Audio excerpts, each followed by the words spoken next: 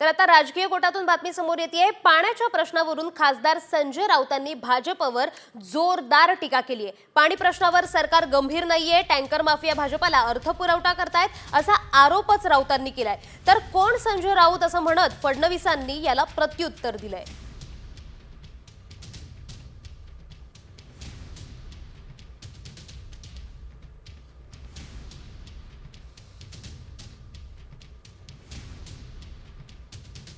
सरकार अजिबात गंभीर नाही ना।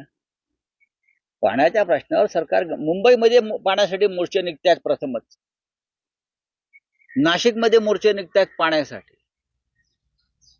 यवतमाळ म्हणजे विदर्भ मराठवाडा तर तहानलेलाच आहे, मृत्यू होत आहेत पाण्याशिवाय तडफडून।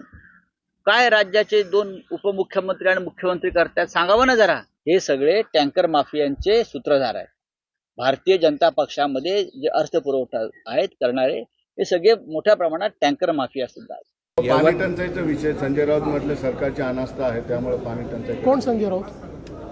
पाणी टंचाईचा विषय संजय राऊत म्हटले सरकारची अनास्था आहे, त्यामुळे पाणी टंचाई। कोण संजय राऊत?